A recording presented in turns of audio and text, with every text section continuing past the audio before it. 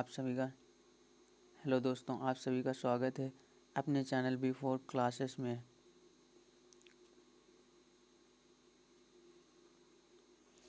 हम आप लोगों को इंग्लिश पढ़ाएंगे, क्योंकि सबसे पहले इंग्लिश शुरू करते हैं। हम हमारे ये चैनल पे आज से आपको रेगुलर क्लासेस मिलेंगे।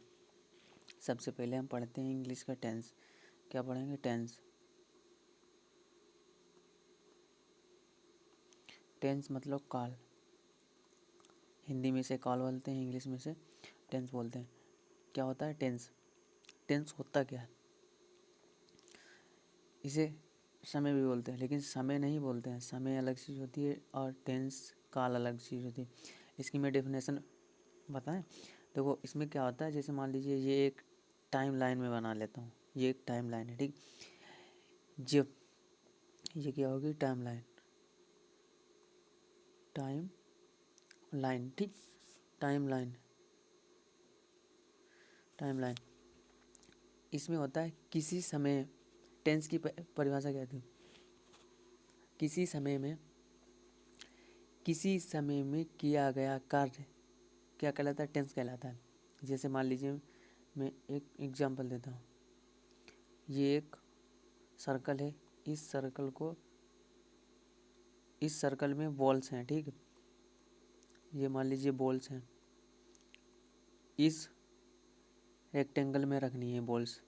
इसको यहाँ से ले जाने में कुछ तो टाइम लगेगा और कुछ काम भी करना पड़ेगा ना, तभी तो हम इस सर्कल में बॉल, एक सर्कल से रेक्टेंगल में बॉल रख सकते हैं ना। तो किसी समय में किया गया कार्य, इस लाइन पे देखो, किसी समय में किया गया कार्य, किसी समय में किया गया कार्य क्या? टेंस कहलाता है। समझ में आया? टेंस और काल, समय में क्या डिफरेंस है? समय एक टाइम लाइन है, ठीक। और ये काल वो चीज़ है जो समय और कार्य के होने पर काल बनता है। तो किसी समय में किया गया कार्य क्या होता है? टेंस कहलाता है, यानी टेंस काल कहलाता है। तो हम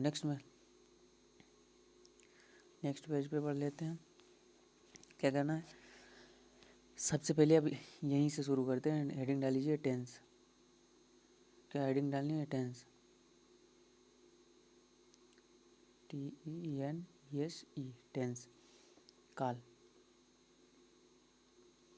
सबसे पहले मुझे पता होना चाहिए कि टेंस कितने प्रकार के होते हैं। टेंस कितने प्रकार के होते हैं? टेंस होते हैं मुख्य रूप से 3 प्रकार से। कितने प्रकार के होते हैं? टेंस 3 प्रकार के होते हैं। काइंड्स ऑफ टेंस, इंग्लिश में इसे बोलते हैं काइंड्स ऑफ टेंस। हिंदी में बोलेंगे टेंस कितने प्रकार के होते हैं।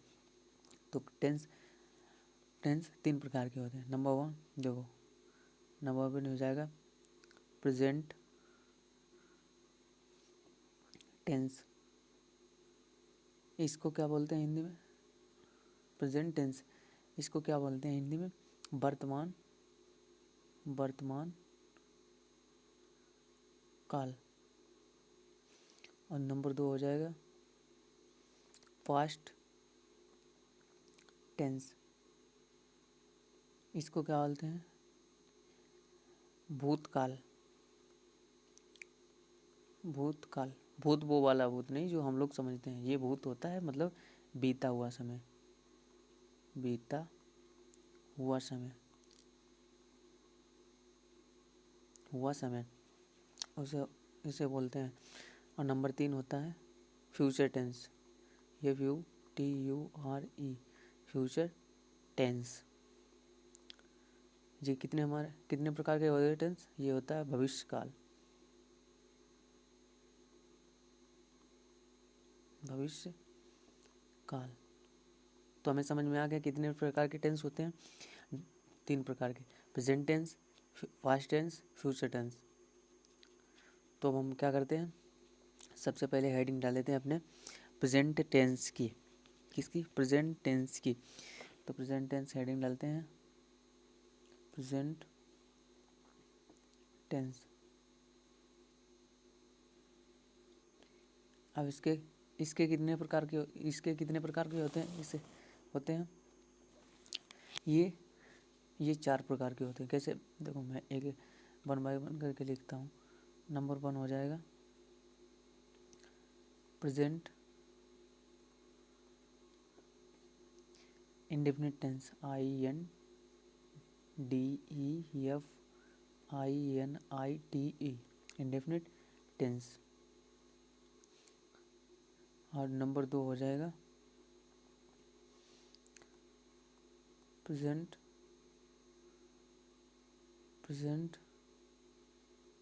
कॉन्टिन्यूअस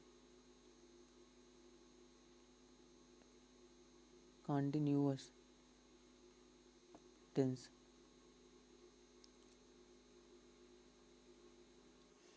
और नंबर 3 हो जाएगा present perfect tense. Number 3 present perfect tense. और number 4 present perfect continuous tense.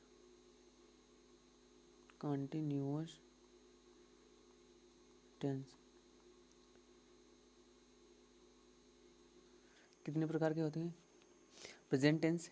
4 प्रकार के होते हैं। Present indefinite tense, present perfect tense, present indefinite tense, present continuous tense, और नंबर 3 प्रेजेंट परफेक्ट टेंस, और नंबर 4 प्रेजेंट परफेक्ट कंटिन्यूअस। तो सबसे पहले हम इसकी हेडिंग डालते हैं प्रेजेंट इंडेफिनिट टेंस। यहीं से शुरू करते हैं। तो क्या करना है, प्रेजेंट इंडेफिनिट टेंस, इसकी हेडिंग डाल लीजिए। क्या हो जाएगा, यहाँ से डाल देते हैं इसकी हेडिंग प्रेजेंट इंडेफिनिट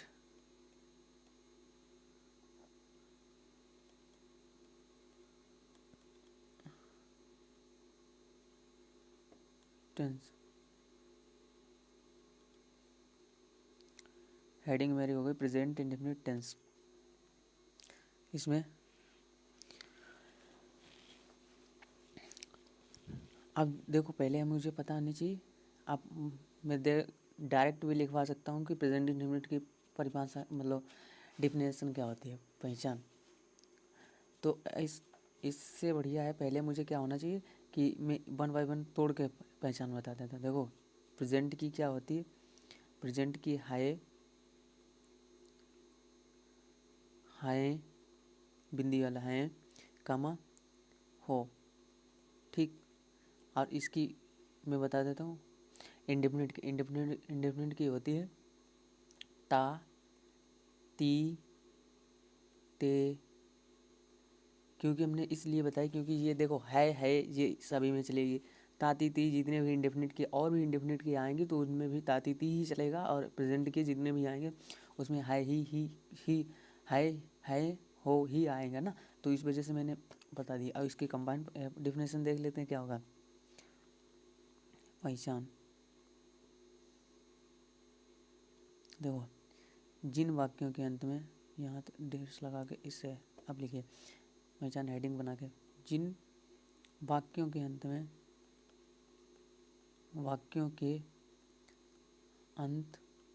में ता है। कहाँ से डिफिनेशन आई, देखो, ता पहले इंडेफिनिट की फिर प्रेजेंट की, तो क्या हो गया, प्रेजेंट इंडेफिनिट ता है, ती है, ते हैं, आदि शब्द आते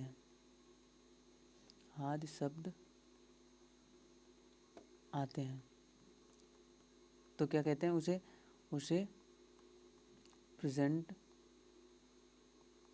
इंडेफिनिट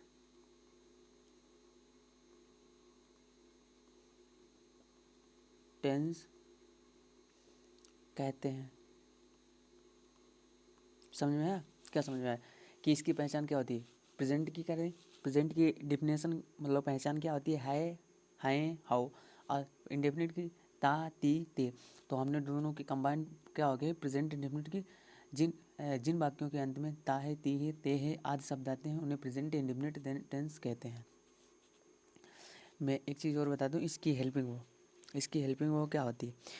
इसमें हेल्पिंग वर्ब के तौर पर यस या ईएस का प्रयोग किया जाता है सिंपल वाक्यों में, केवल प्रेजेंट इंडेफिनिट के सिंपल वाक्यों में यस या ईएस का प्रयोग किया जाता है। बाकी मैं रूल में भी बताता हूँ। देखो अफर्मेटिव, पहले तो इसके इसके 4 तरीके की इसमें भी होते हैं। देखो अफर्मेटिव, निगेटिव, इंट्रोगेटिव और एक और इंट्रोगेटिव टाइप के 2 होते हैं interrogative type. Number 1 type interrogative, number 2 type interrogative. तो चार टाइप के होते हैं। तो इसमें हम पहले नंबर इंट्रोगेटिव के डालते हैं। कौन सा इंट्रोगेटिव, क्या करना है, इंट्रोगेटिव नहीं अफर्मेटिव, क्योंकि सबसे शुरुआत से पढ़ना है ना। AFFRAMATIVE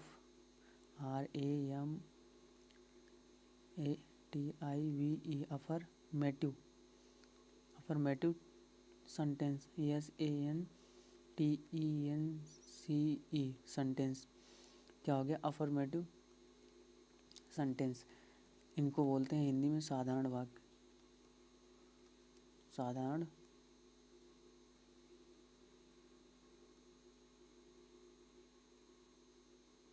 वाक्य। क्या है, साधारण वाक्य। तो हम क्या करें, साधारण वाक्य, साधारण वाक्य। तो इसका रूल लिख लेते हैं। क्या होगा, रूल नंबर 1 क्या है। देखो इसमें एक वचन में रूल बताऊं, इसमें एक वचनकर्ता के साथ एक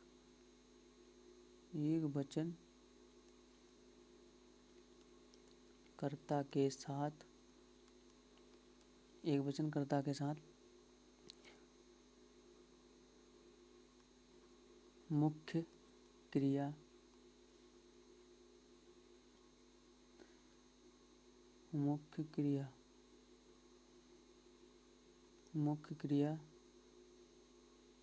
ये गलत हो गया, रुक जाओ भाई।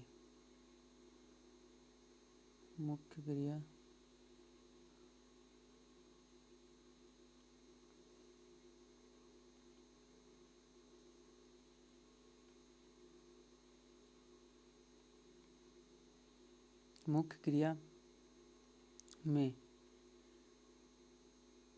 यस या ईएस का तथा बहुवचन कर्ता के साथ मुख्य क्रिया में कोई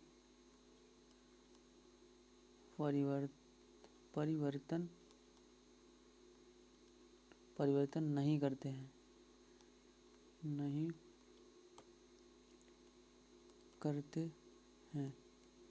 इसका पहचान समझ में आई।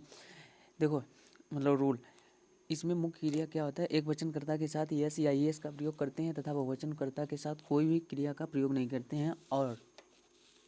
और एक चीज़ है, मुख्य क्रिया की प्रथम अवस्था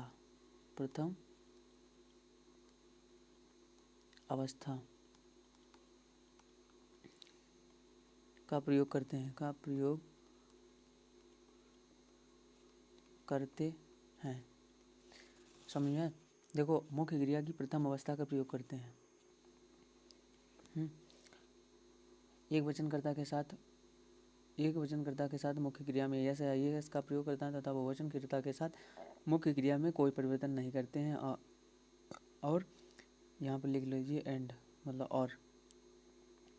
और मुख्य क्रिया की प्रथम अवस्था का प्रयोग करते हैं। अब मैं ये बताऊँ एक वचन क्या होता है, बहुवचन क्या होता है। देखो एक वचन क्या होता है, एक वचन में एक ही होता है, एक वचन होगा, एक वचन में क्या होगा, देखो इसमें हो जाएगा ही, सी, इट या किसी का नाम। यहाँ लिख लीजिए किसी का नाम। किसी का नाम, ये क्या हो गया एक वचन। किसी का नाम, ही सी इट और किसी का नाम, ये होता है एक वचन। और बहुवचन क्या होते हैं, बहुवचन ये एक वचन और बहुवचन करता है, ठीक है, वर्कर डूअर। बहुवचन में क्या होगा, वी यू आई, दे, ये हो गए बहुवचन। या एक से अधिक किसी के नाम हो, दो नाम हो तो जैसे मोहन एंड सोहन, तो क्या हो जाएंगे, वो बहुवचन में काउंट किए जाएंगे। क्योंकि एक से अधिक, हमारा इंग्लिश रूल क्या कहता है, एक होने पर सिंगुलर बोलते हैं और एक से अधिक होने पर उसे प्लूरल बोलते हैं। और बल्कि संस्कृत में क्या होता है, दो तीन तीन प्रकार के होते हैं वो। उसमें होता है प्रथम पुरुष, उत्तम पुरुष, और नहीं, प्रथम पुरुष, मध्यम पुरुष, उत्तम पुरुष, कुछ ऐसे होता है इसमें। लेकिन दो ही प्रकार के होते हैं, हिंदी में दो प्रकार के होते हैं।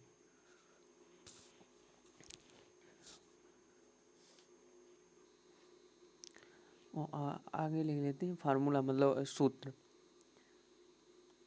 फार्मूला कि सेंटेंस हमारे बनेंगे कैसे। देखो सबसे पहले क्या करना होगा, हमें लिखना होगा subject, SUVEGECT, subject plus verb, verb में यस या ई यस। यस कब लगेगा, ई यस कब लगेगा, ये मैं बात के बताऊंगा, पहले इसे लिखे। फिर उसके बाद में object, object plus other word, अन्य शब्द कोई भी आ जाए, फिर वर्ड,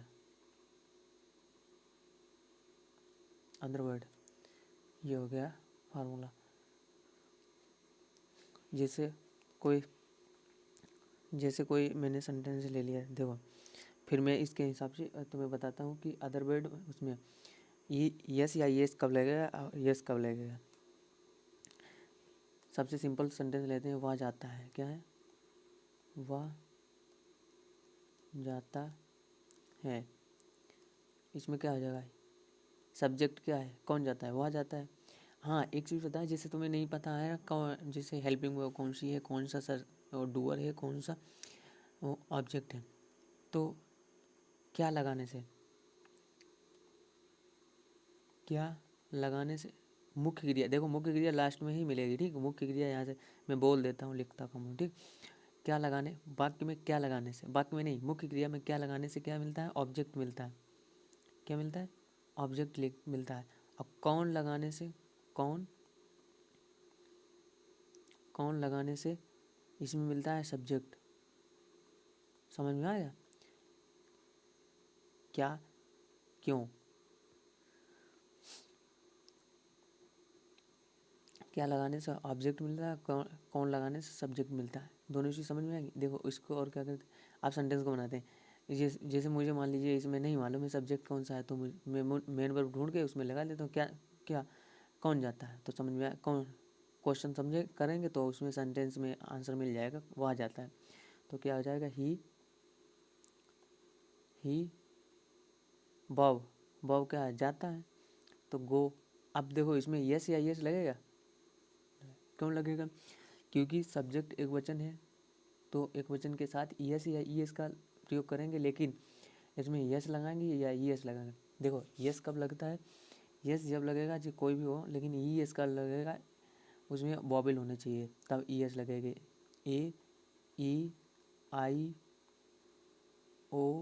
AEIO ये शब्द होंगे तो हमें ईएस का प्रयोग करना पड़ेगा। वैसे यस का ही प्रयोग करते हैं, तो इसमें क्या लगेगा, ईएस का प्रयोग करना है। ही गोज टू, नेक्स्ट वाले में देखना, इसमें हम क्या करते हैं। अब एक सेंटेंस और बताता हूँ तुम्हें बना के, वह गंगा में स्नान करता है, क्या है, वह गंगा में स्नान, वह गंगा में स्नान करता है, स्नान करता। तो इसमें क्या सेंटेंस बनेगा, क्या हो जाएगा, ही।